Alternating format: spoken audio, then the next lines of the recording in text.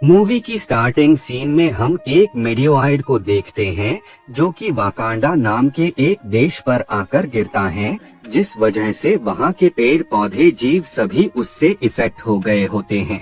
उस उल्कापिंड के साथ अर्थ पर एक बहुत ही अनोखा मेटल जिसका नाम वाइब्रेनियम होता है, वो भी उसी के साथ आया होता है। वाइब्रेनियम को हासिल करने के लिए वहाँ पर मौजूद पांचों कबीले एक दूसरे से लड़ते रहते थे, जिस वजह से पैंथर देवी बस्ट ने वहाँ के एक शख्स को हार्ट शेप हर्ब दिया, जिस वजह से वो शख्स काफी पावरफुल हो गया और वो बन गया ब्लैक पैंथर। ब्लैक पैंथर उनके आपस के बीच की लड़ाई को खत्म कर उन सभी को आपस में मिलकर रहने को कहा, जिस वजह से चारों कबीले वाले एक साथ रहने लगे, लेकिन पांचवे कबीले ने अलग रहने का डिसाइड किया। चारों कबीले वालों ने वाइब्रेनियम का यूज करना स्टार्ट कर दिया और देखते ही देखते उनकी टेक्नोलॉजी बहुत ही एडवांस हो गई। इतनी एडवांस टेक्नोलॉजी अभी तक किसी भी कंट्री के पास नहीं थी।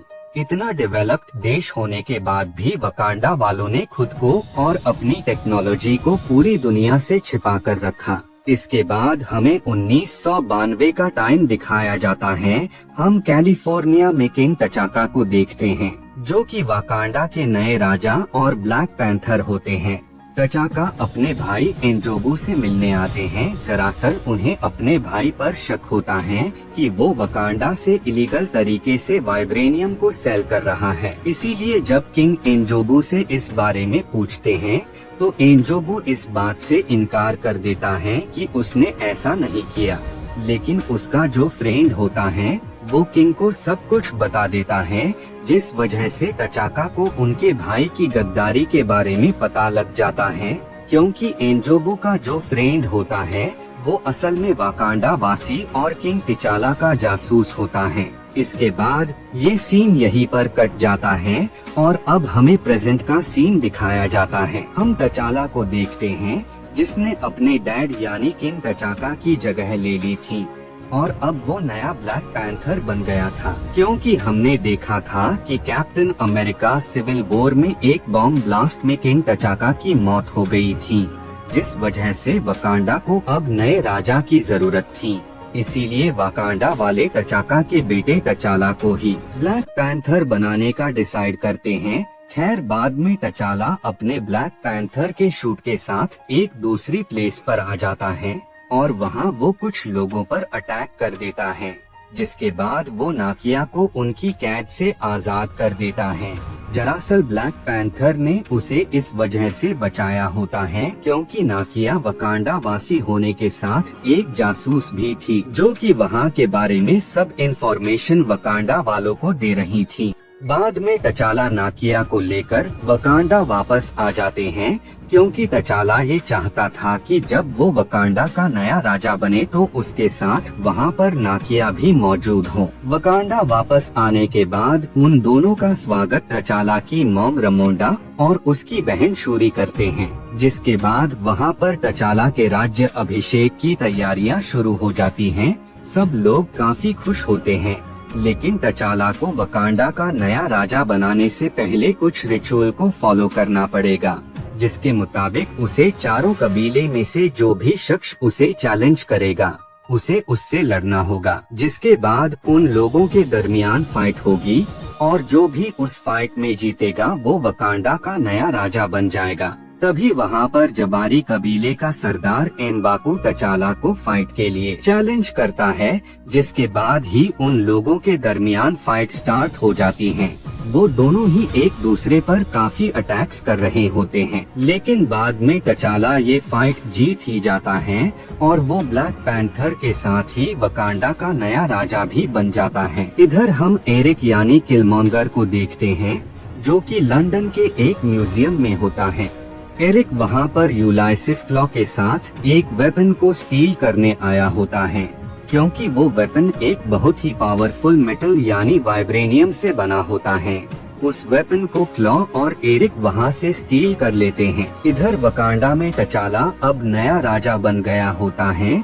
तभी उसके पास एक शख्स आती है और वो ब्लैक पैंथर को बताती है कि क्लॉ नाम के एक आदमी ने लंदन के म्यूजियम से एक वेपन को स्टील कर लिया है, जो कि वाइब्रेनियम से बना हुआ था। वो उस वेपन की डीलिंग ब्लैक मार्केट में करने वाला है। हमें उस शख्स को जल्द ही रोकना होगा, इससे पहले कि वाइब्रेनियम गलत हाथों में पड़ जाए। ये सुनने के बाद ब्लैक पैंथर उस शख्स को रोकने का डिसाइड करता है और इसके लिए वो एक प्लान बनाता है, जिसके बाद किंग तचाला नाकिया और बाकी लोगों के साथ वहाँ पर आ जाता है जहाँ पर उस वेपन की डील होने वाली होती है। वहीं पर हम एवरेस्ट रॉस को देखते हैं, जो कि वहाँ पर क्लॉ को रंगे हाथों पकड़ना चाहते थे, इसीलिए वो वहाँ पर उस वेपन को बाय करने आए होते हैं। तभी वहाँ किंग तचाला और नाकिया भी उस प्लेस पर आ जाते हैं और वो क्लॉ पर अटैक कर देते हैं, लेकिन क्लॉ किसी तरह तचाला से बचकर वहाँ से भागने लगता है, जिस वजह से तचाला भी अपने ब्लैक पैंथर शूट, जो कि नैनो टेक्नोलॉजी से बना हुआ था, उसे वो पहन लेता है और काफी कोशिशों के बाद फाइनली वो उसे पकड़ लेता है और बाद में वो उसे एवरेस्ट रॉस के हवाले कर देता है। जिसके बाद रॉस क्लॉ से उस डील के बारे में पूछते हैं कि वो वेपन किसको बेचने वाला था। अभी वो लोग बात कर ही रहे होते हैं कि तभी वहाँ एक एक्सप्लोजन हो जाता है। वो एक्सप्लोजन असल में एरिक ने किया होता है। एरिक क्लॉ को उनकी गिरफ्त से छुड़ाकर वहाँ से ले जाता है और इसमें ब्लैक पैंथर भी उसे रोकने में नाकाम हो जाता है। बाद में जब वो रॉस के पास जाता है तो उन्हें पता लगता है कि उस एक्सप्लोजन में रॉस काफी बुरी तरह इंजर्ड हो गए होते हैं। इसी वजह से ब्लैक पैंथर उनका इलाज करने के लिए उन्हें वकांडा ले आता है। लेकिन इन सब में तचाला इस बात से काफी परेशान होता है कि जिस शख्स ने ब्लास्ट किया उस शख्स के पास उनके परिवार की निशानी यानी वो रिंग कैसे आई। जब इस बारे में तचाला अपने डैड के दोस्त से बात करता है तो वो शख्स तचाला को बताता है कि ये बात तब की है जब वकांडा के राजा और ब्लैक पैंथर दोनों तुम्हारे डैड ही थे। उन्होंने अपने भाई को एक मिशन के लिए कैलिफोर्निया भेजा था, लेकिन वहाँ जाकर एनजोबो ने वकांडा से इलीगल तरीके से वेपन को बेचना स्टार्ट कर दिया, क्योंकि एनजोबो को ये पता था कि ब्लैक लोगों के साथ बहुत ही बुरा व्यवहार हो रहा है। उन्हें वो सम्मान नहीं मिल रहा है जो कि गोरे लोगों को मिल रहा है। इसीलिए एनजोबो चाहता था कि वो ब्लैक लोगों की हेल्प करे और दुनिया को ये दिखाएं कि ब्लैक लोग भी किसी से कम नहीं हैं। एनजोबो के जब इस वर्क के बारे में किंग तचाका को पता चला तो वो कैलिफोर्निया उससे मिलने आए और जब उन्होंने एनजोबो से इस बारे में पूछा तो उसने इस बात को मानने से ही इनकार कर दिया। लेकिन किंग तचाला का जो जासूस था उसने उन्हें सब कुछ बता दिया, जिस वजह से किंग को काफी गुस्सा आ गया और उन्होंने अपने भाई को ही मार दिया। लेकिन इस बारे में उन्होंने किसी को भी नहीं बताया कि एनजोबो मर गया है। उस शख्स की बात सुनकर तचाला को ये रियलाइज हो जाता है कि जिसने क्लॉ को आजाद करवाया है वो असल में उसके अंकल का बेटा है। इधर हम क्लॉ और एरिक को देखते हैं। एरिक उसे बताता है कि वो वकांडा जाना चाहता है, जिस बात पर क्लॉ उसे बताता है कि वकांडा में घुसना इतना भी आसान नहीं है। तभी एरिक क्लॉ पर गन रख देता है। वो उसे बताता है कि वो वकांडा वासी है और वो उसी के जरिए वकांडा में एंटर होगा, जिसके बाद वो क्लॉ को मार देता है और वो उसकी डेड बॉडी को वकांडा में ले आता है। वहाँ पर मौजूद लोग एरिक को राज दरबार में पेश करते हैं। वहाँ एरिक तचाला को फाइट के लिए चैलेंज करता है और साथ ही वो उसे ये भी बताता है कि वो ही एनजोबो का बेटा है। जिसके बाद वो दोनों वहाँ पर आ जाते हैं जहाँ वो फाइट होने वाली होती है।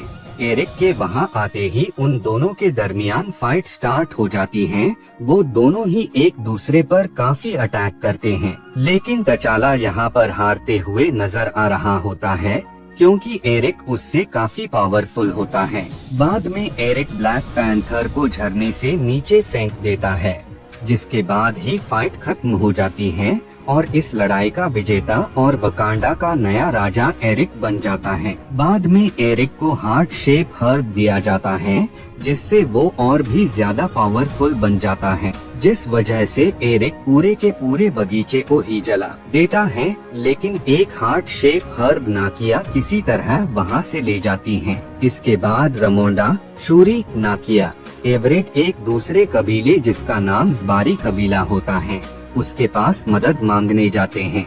उन लोगों के वहां आते ही एम्बाकू उन लोगों को तचाला के पास ले जाता है क्योंकि उसी ने उसकी जान बचाई होती है। बाद में रामोंडा हार्ट शेप हर्ब को तचाला को देती हैं, जिस वजह से वो अपने पूर्वजों से मिलता है। तचाला अपने डैड से काफी नाराज होता है और वो उन्हें बताता है कि उन्हें एरिक को अकेला नहीं छोड़ना चाहिए था। बाद में तचाला अपने पूर्वजों की दुनिया से असली दुनिया में आ जाता है। इधर एरिक वकांडा के वेपन्स और वाइब्रेनियम को अलग अलग कंट्रीज को सेल करने का डिसाइड करता है। अपने इसी एम के साथ वो वेपन्स को दूसरे देश भेजने की तैयारी करने लगता है। लेकिन तभी वहाँ तचाला भी अपने ब्लैक पैंथर शूट के साथ वहाँ आ जाता है, जिसके बाद ही एरिक की आर्मी और तचाला की आर्मी एक दूसरे पर अटैक कर देते हैं। इधर ब्लैक पैंथर एरिक के पास उससे लड़ने जाता है, लेकिन अब एरिक के पास भी ब्लैक पैंथर का शूट होता है जो कि गोल्डन कलर का होता है। एरिक के ब्लैक पैंथर बनते ही उन दोनों के दरमियान फाइट स्टार्ट हो जाती है। बाद में तचाला एरिक पर नाइफ से अटैक कर देता है, जिस वजह से एरिक मरने लगता है। लेकिन ब्लैक पैंथर उसे बताता है कि अगर वो चाहे तो वो उसे बचा सकता है, लेकिन एरिक इस बात से इनकार कर देता है और वो खुद को मारकर खत्म कर लेता है। इसके बाद तचाला उस बिल्डिंग को बाय कर लेता है जिसमें उसके अंकल रहते थे और उसमें वो वाकांडा का अंतर्राष्ट्रीय संपर्क केंद्र बनाता है। मूवी के लास्ट सीन में हम तचाला को देखते हैं जो कि सभी कंट्री के सामने वाकांडा की टेक्नोलॉजी के बारे में रिवील कर देता है और साथ ही वो बताता है कि वो दुनिया के सामने अपनी टेक्नोलॉजी को शेयर करने के लिए तैयार हैं। मूवी के पोस्ट क्रेडिट सीन में हमें बकी बास दिखाया जाता है और इसी के साथ ये मूवी यहीं पर एंड